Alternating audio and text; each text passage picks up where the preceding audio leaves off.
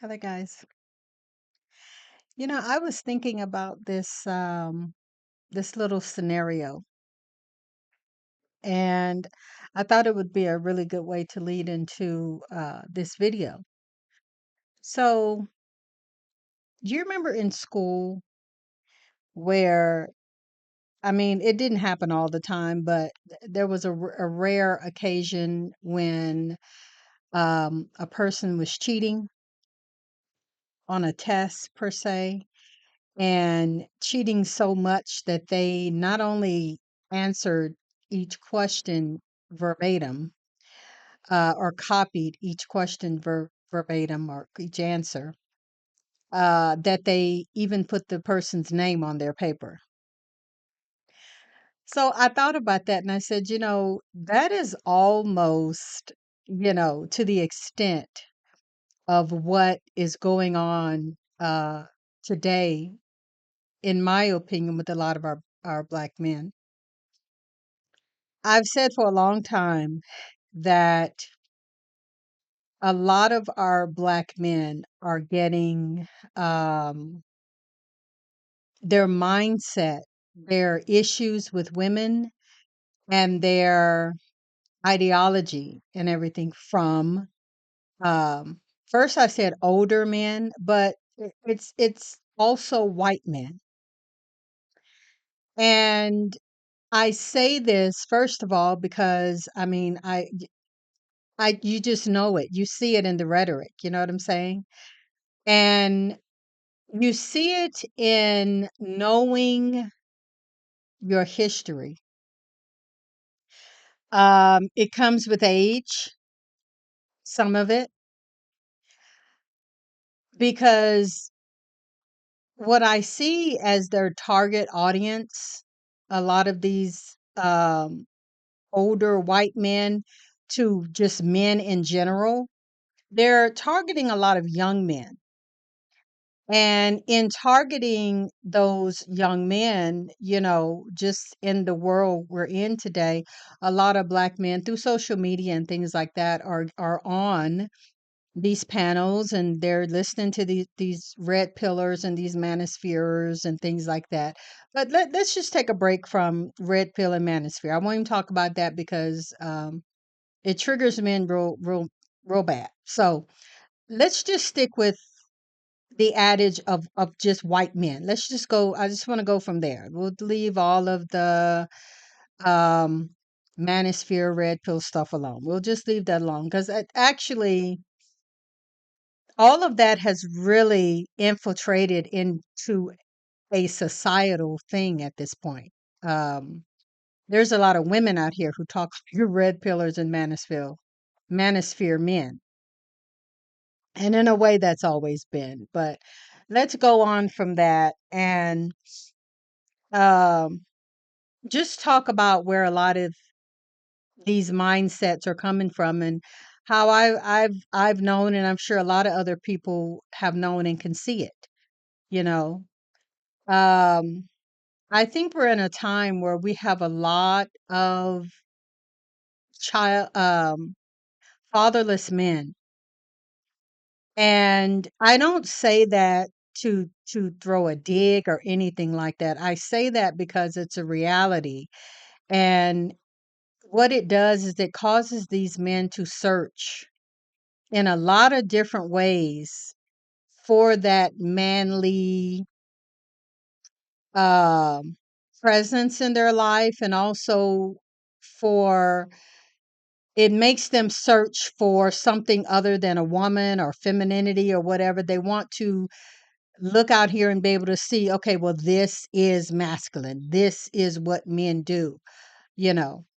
And I think it's also why a lot of them do it very undercover, which is, how they're getting on a lot of these backroom pages and things like that. I'm going to be honest and say I don't think that a lot of these men, especially Black ones, that are into this misogyny and patriarchy so deeply and into these red pill and manosphere forms again, really meant to go that way. And now just hear me out. Just hear me out before y'all disperse and call me a pick me. Hear me out, okay? Because women do that real quick. Just listen to me. I say that because, well, first of all, I say it because of the internet. I mean, so many, you can be looking at one thing and then that thing and then that thing, and next thing you know, you're down a rabbit hole. You know what I'm saying? And the deeper you get into these rabbit holes, is where you start finding all of this crazy stuff, that you get into. So I think, as I said, that a lot of them are looking and searching for maybe things women like, or how to make a woman fall in love with you in 3 seconds, and all of this kind of stuff. And it kind of just leads them down into a path. Um, but anyway, and I'm not, I mean, there's plenty of misogyny and all of that in the Black community, and I mean, it's just a part of American culture. So it's really hard, especially for men who are actually the ones that benefit from it, to escape it. I mean, it's everywhere. It's shown as this is what masculinity is, and it's really not. But either way, um, what I want to talk about today is I want to talk about how you can see so clearly the way that so many Black men are talking, and how they're so caught up into all of this stuff, even down to Trump. How it's so evident that this stuff is coming from white men. And I think a lot of the problem that is being caused between Black men and Black women is the fact that Black men are adopting this mindset of white men, that they're putting on Black women, that it don't apply, and it just doesn't apply. It really doesn't. I think they're in a mindset and trying to live a life with a mindset and ideology that does not belong to us. And I made a video not long ago, and it was talking about how Black men are trying to put Black women into a box or whatever, that we don't fit in. Like, that was never our thing. The whole, you have to go back and look for that particular video. What I'm going to do is I'm going to try to put it on the end of here, and you can just click on it, make it easy. But it's putting Black women and Black culture into the box with white men, white women, and that whole lifestyle that historically we have never had. We've never had that. Um, I think that is done for a number of reasons. I'm gonna try not to go too far off, but I think that's done for a number of reasons. One of the reasons I think it's done is because of the internet, like I said. It's done because so many people have voices now. Like, anybody can get up and do a podcast or a talk or whatever. So there's so many more voices out there now. A lot of times, especially back in the day, unless you as a Black person worked for white people, or was a maid or a nanny or something like that, or a butler or cook or something like that, where you were right in their house and saw them and heard their conversations and stuff, most Black people really didn't know what was going on in Massa House. You know what I'm saying? You hear little bits and pieces and things like that. But those who were close and privy, yeah, they knew. But then again, they weren't always even the ones that were able to get back and talk to the field workers and things like that, to tell them the masses business. So it wasn't firsthand knowledge. And now we're actually hearing it from the horse's mouth. We're getting firsthand knowledge. Um, so that's one place where I think where a lot of it comes from. Um, I think it comes from searching, looking admiring, wanting to be like, because it looks good, it looks nice. You see the nice home, nice job, the power figure. A lot of young women today are looking at that Molly homemaker with the apron and the pearls and the June Cleaver type thing, and oh, I'm a stay at home mom, and it's like it's idolized now, you know.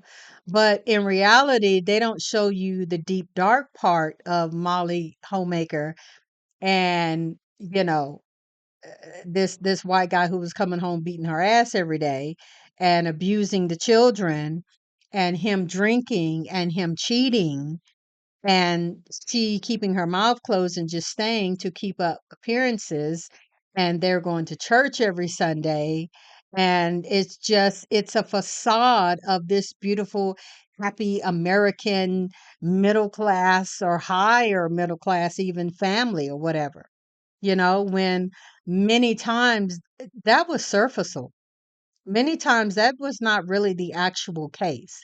But like I said, when you're not on the inside, you don't know that it's a facade. You just see what you see, and you see the nice cars, and you see the vacations, and you see all of this, and you're like, oh man, I really want that. Yeah, that's it. That's the life. And you don't know that they come home from the vacation and unalive her and the kids and the dog all in the basement and bury the bodies and shit. Not all, but a lot. You know what I'm saying? So, uh, but anyway, it's that I think it's a real problem because again, black lifestyle particularly and white lifestyle have always been vastly different. Always.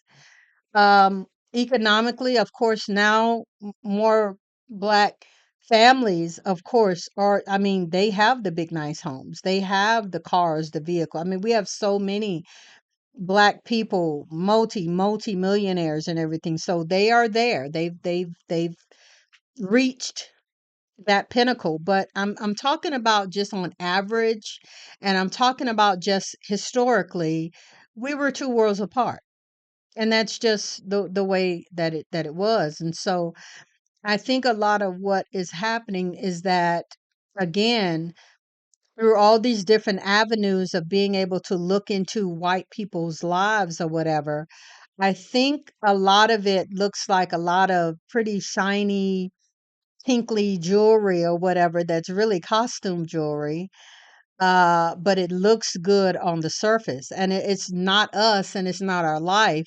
But we have uh, a lot of our men who have adopted that and see that as the goal, and they're trying to make the black woman and that whole lifestyle into um, what they see the white man having, and making that the standard. Um, I think it's a problem. I think it's causing so many problems. Two things I want to talk about really quick that first of all gives evidence exactly to what I'm saying.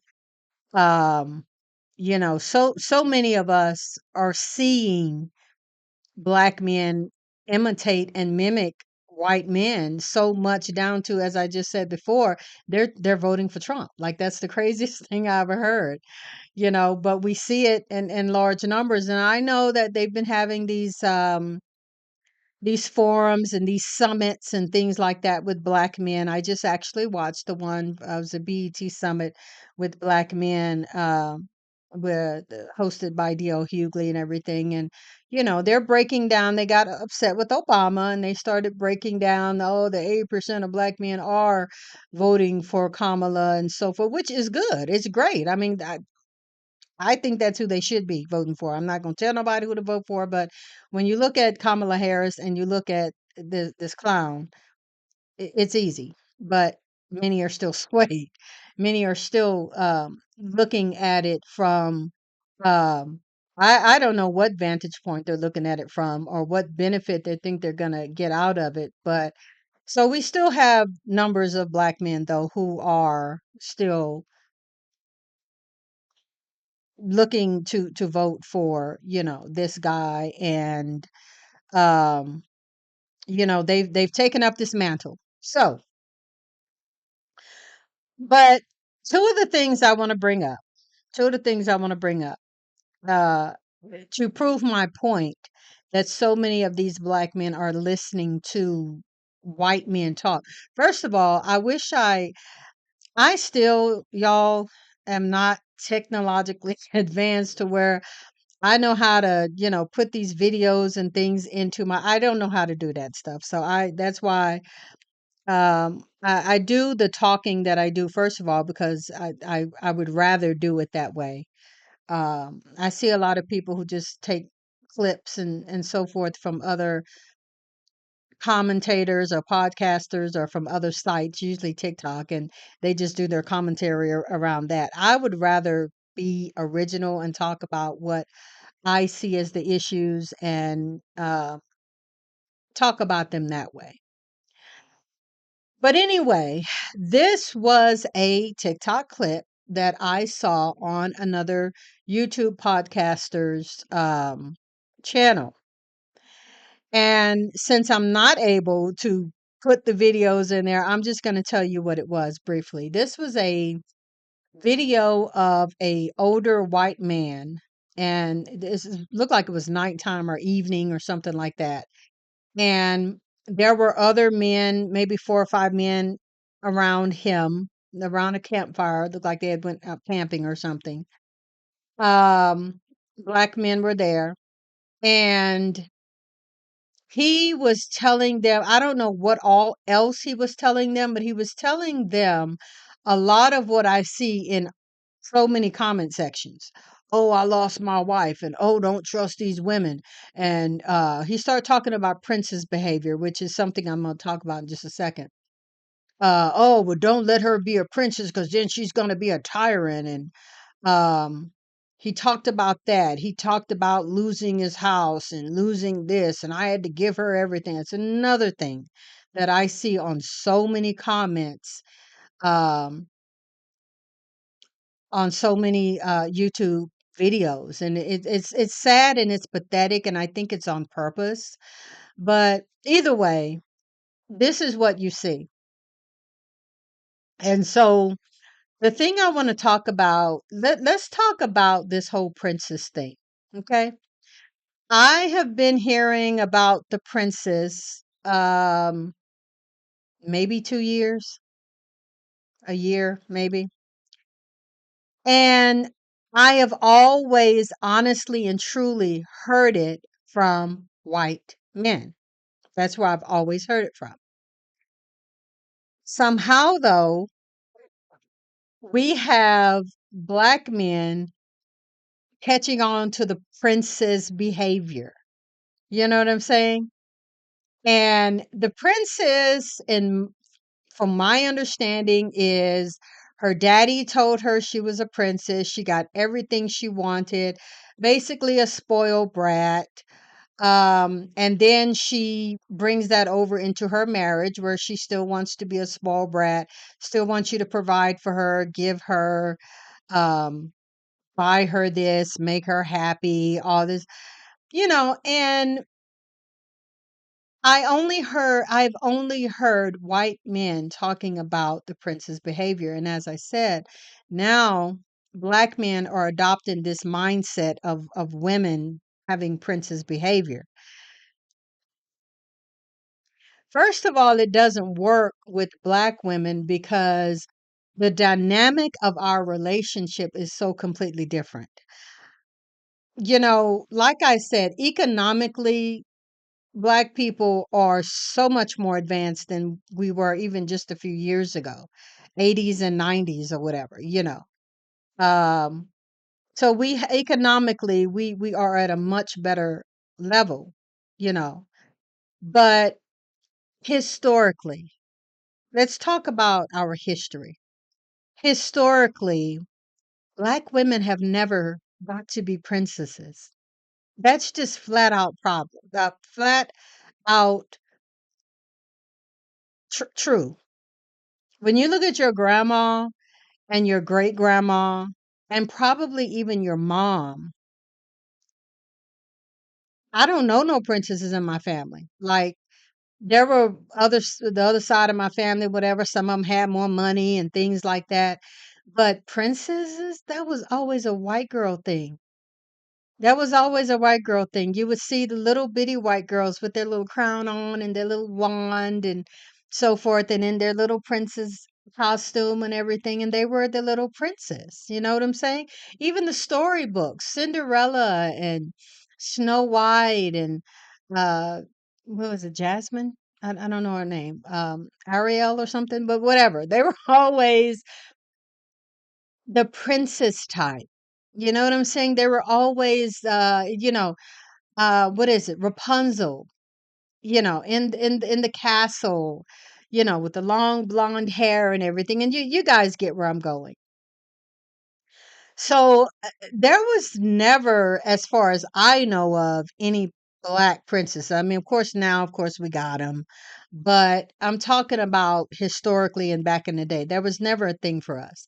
Also, um, this whole concept of women taking the house, taking the children, taking the car, um, taking half of his pension, um, alimony and child support. Now, historically, that again was never a black woman's plight.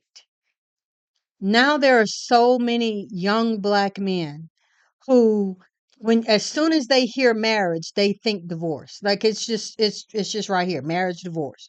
They just think that now because they're listening to so many of these white men talk about, I lost my house, I lost my this, I lost my and it's just like, and the man that was in that video I was telling you about with them around the campfire, that's one of the things that he was saying also, that he was on his second marriage, that some kind of way had fumbled also. Now I'm like, dude, you got two marriages, two fumbles, maybe the thing is you. I don't know, but I know none of us are innocent. You know what I'm saying? So it's always two people involved in stuff. And one of the problems that comes with that is that these young men are listening to these older men, and you don't hear the wife. You don't know if, first of all, he's lying. You don't know if he's throwing in some extra junk in there. You don't know how many times he's cheated. You don't know how many other babies he's got. Look at the history. White men were, first of all, two things about white men and their in white relationships and so forth. I'm not trying to make this sting, but I'm just being honest. Who was the one man who you always knew hated his wife? Who was the one man throughout history who you always knew hated and abused his wife? It was always the white man. Now, if we're going to just talk facts and we're going to talk history, that was always the case. He was always cheating on her. Always. In movies and shows and real life, that's what they always did. They always were sleeping with the secretary. They were always, flirting with the neighbor or whatever, or some hot teen girl or what. It was always them. And so to put up this facade that, oh, I just get up and I just go to work, and oh, she just gets bored at home and just doesn't want me anymore, and then the judge just comes and gives her all of my stuff that I've accrued through all these years. Well, first of all, the court system between a white woman and a black woman, the court system has always been different. It's always been there. Of course, a white woman's going to get the nice house. Of course, she's going to get the nice car, and she's going to get the kids, and she's going to get to stay in the nice area. So, yeah, you're going to have to pay her to stay in the suburb and all that. I mean, yeah. But historically, black women don't even get alimony. Black women might get a little bit of child support that the man half the time don't even pay. But where are these houses and cars and all of this stuff that white that black women are getting? Like, we're fighting battles over stuff now that not only historically, but a lot of times even now, black women are still not privy to. It's never been that way with us. With the black marriage, black relationships, it was always many, many times the black woman was working just as hard as the black man, or the black woman many, many times was doing all the work while the dude was sitting up at home driving her car, eating sandwiches, eating cereal, scratching on the couch. It was just always a whole different dynamic. Comparing the black man with the white man and that same struggle, somewhere along the way, like Malcolm X said, or like they said in the movie Malcolm X, we didn't got bamboozled, hoodwinked, and completely led astray. That was never our battle. Now there's so many young black men who, and I'm gonna tell you another problem that we have that they have adopted from white men: leading with money. Leading with money was never a black man thing. Leading with money was always what white men had to do, because aesthetically, and I'm not trying to, like I said, I'm not trying to step on no toes or nothing, but we have to go back to what's real. Okay? Aesthetically, white men were never a choice.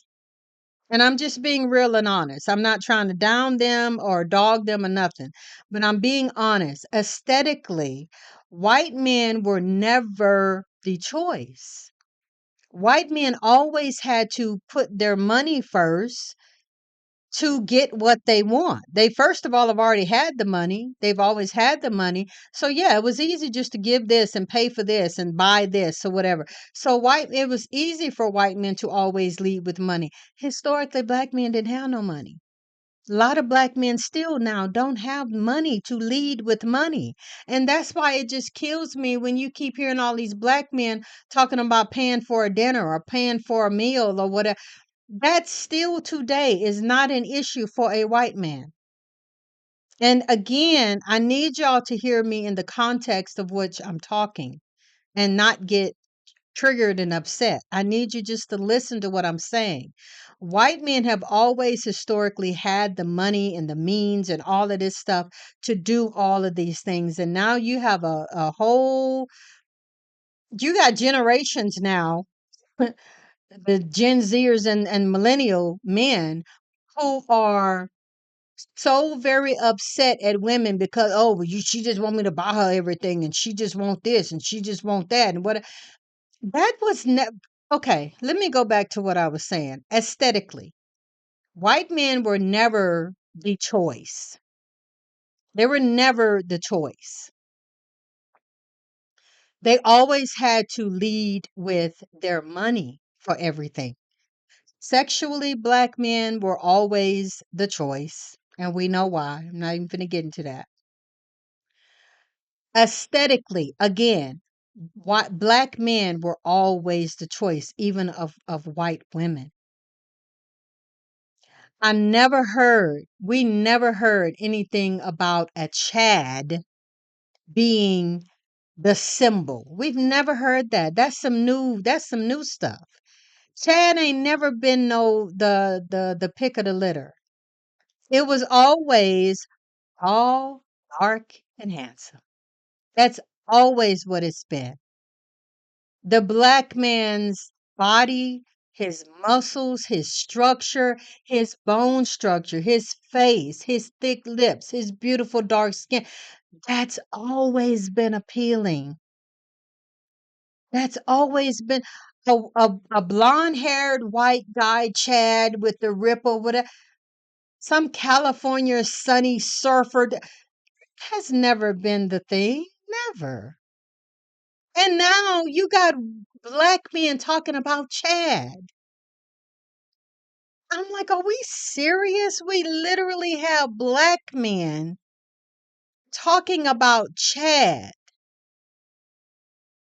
when it's always been, as I said, tall, dark, handsome. Let me tell y'all something, and this is not to just pump up black men or whatever. I'm just being honest again. When you guys put a Chad and a Mufasa, or you put a Chad and a Jamal, in the sense of shirt off, muscle bound, all nice and greased. Y'all already know who finna take that. Come on. Y'all already know. Chad I'm trying to still figure out. That's why I did that video not too long ago. Was Chad the actual thing that women want, or what women are going for, or is that something that's in men's mind? And I still say today, it's something that's in men's mind. That's something that they've made up. Since when have a black man ever looked at a white man and said, oh, y'all want Chad, y'all want 6 feet, 6 figures, and a six-pack? That is such white man rhetoric that y'all can't even hear what is coming out of your mouth.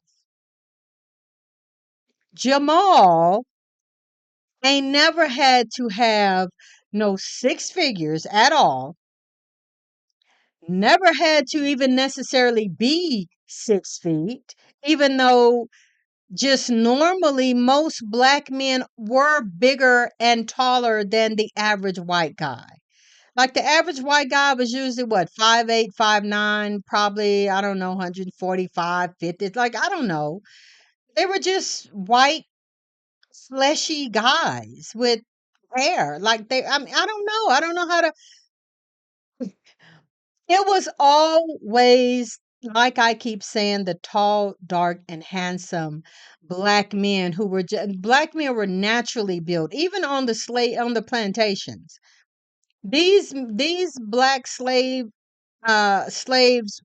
always had nice bodies because they were always picking up stuff and carrying stuff I'm like, they were the workers. And if you think the white woman was not sitting up there looking um at these black men or whatever, you are out of your mind. I'm gonna tell y'all something else. And this is kind of funny. And I might just end the video right here too, but I'm gonna tell y'all this right here. I'm gonna go all the way to the Bible. Do y'all remember the Bible of Joseph and, oh God, what was the queen? When Joseph had been put in jail and everything, um okay, Joseph and the brothers and the coat of many colors and all of that, and the brothers had him locked away. Okay. um all of that happened, and then um Joseph, if I'm not mistaken, Joseph got out of that situation because he was able to tell the king's dream, I think. If I'm remembering my Bible correctly. So he got to go into the king's house. Well, he was still, literally like a field slave or whatever at one point. And who, I can't think of the queen's name, and that's so crazy for me. But y'all know that she was looking at Joseph, and y'all know that she was desiring Joseph, and he was making her moist. And so she got him in there one day and literally tried to trap him up and try to make him sleep with her. Well, Joseph, he was a man of integrity. He's like, yeah, no, I ain't finna do that. Like, first of all, you ain't finna get me killed, but no, I'm not finna do that. I have integrity. I'm not gonna do that. But she lusted after him. And I bring that up because that was a common thing, even that we know of. That was a common thing. The white women in the houses were always messing with the bucks and always messing with the guy who was, the slave who was, working with the steel and out there in the field and all that. 'Cause they were always desiring them all throughout history. It was always white women sleeping with black men. And then when they got caught or got caught up or whatever, they would lie on the black men, say that the black men R-word them, grape them, or whatever, and had black men killed. But a lot of that was their lust. A lot of that was their desire. Because look at Jamal and look at the average white guy. Like, come on, y'all. I'm not, like I said, I'm not trying to pump up black men's head, and I'm not trying to, downgrade white men or whatever. I'm just stating facts. This is the way that it has always been. So, like I say, to have black men now talking about a Chad, that is insane to me. Absolutely insane. The best built white guy, still, in my personal opinion, does not compare to the body, the face, and any of that of the average black man. The black man was just always the choice. And I think will always probably be the choice. I think a lot of that is why a lot of these black men now think that they are the world's, that they can get up and go anywhere in the world and get any woman they want. Well, yeah, physically y'all probably can. But it's a lot of other stuff in there that y'all need to clean up that's just not, it's just not good. And a lot of women are listening and hearing. All these other women from all these different cultures are listening and hearing. And I think that is a huge problem. But this is not the video for that, so I'm not going to get into that. But yeah, it's just it's amazing how we how and then that stuff falls over into we black women, because the white man's problems that he is having with his Karen or with his princess, that stuff don't apply to us. Like historically and just period, it really does not apply. All of that behavior. I don't know too many black women who are in black male female relationships who are going around acting like a princess. Even back in the day, that's always been a white woman thing, whereas the white woman wanted a nanny. The white woman, well, first of all, they could afford it, so there's a white man with his money. So they got a maid, they got a nanny, they got a butler, they got a driver, somebody to do this, somebody to do that. So yeah, and of course there's levels to it. Every white woman wasn't rich, every white woman didn't get all of that, but still historically that was more the case than not. So black women were not sitting around being princesses. We were the ones cleaning the houses. We were the ones doing the sewing and doing the washing and being the nanny and taking care. Like, how is that princess? That ain't princess. Now, a woman that can have babies and then put the baby off on somebody else to take care of, then yeah, you can be a princess. But I just need y'all to really go back and think about history. And I think I'm gonna say this last thing. I think a lot of the problem where our men and some of the young women, but our men mostly, are having a bad time is that you're not remembering history. You're so caught up into today and online and all of this that you're not going back and looking at the historical part of how we both differ, white couples and black couples, how we differ. You can just look at your grandparents and your auntie and your uncle and all of that, like I said, to see that the lifestyles were completely different, you know? Um, and so putting those things that white men are complaining about, and you hear white men complaining about, putting that stuff on black women, it's not cool. White men have always, as I said, had to many times lead with their money. That's how they got things done. They always led with their money. And now black men are out here feeling like they got to lead with their money. Well, no. Well, times have changed. Things are hard. Inflation is up. Everything is expensive. Even apartments are over 2,000. I mean, you got to chip in. You got to help. No, I don't think a lot of women out here today are wanting and saying that, oh, I want to be a stay-at-home wife and you take care of me and the children and everything. I don't think a lot of women are looking at that as a beautiful thing anymore, if they ever did, because of the fact that it's a whole nother side to that stay-at-home wife lifestyle. And I think I might do a video about that because I've been one twice. And I know I'm saying that it's not always the case. And it's not always the case because even when I was a stay at home wife, I wasn't a white stay at home wife. I was living a black woman's lifestyle stay at home wife. And there is a difference. There is a difference. I didn't have, I wasn't in no gated community and had all of this super duper whatever. Like, there's another side to that that I think a lot of people don't look at and consider. And I think again, we don't look at it and consider it because so many of these Gen Zers and these millennials don't know a lot. They don't care anymore really about Black history like that. They feel like you can just forget it, don't worry. Like even my daughter. My daughter's 19 years old, and my daughter historically really don't know a whole lot about what used to happen back in the day and all that. Why? Because she don't want to hear it. Every time I try to talk about it or tell her about a film or whatever, oh mom, that's just old and we not in that time no more. And you know, we don't have to live like, and it's just like, but you still need to know your history. And I find that again with a lot of our young people, they don't care about the history. They don't care. And I think that's how they're getting so easily fooled. I mean, I get sick of tired of I get sick and tired of hearing it too, even at my age, but it's still a fact and it's still stuff that needs to be told.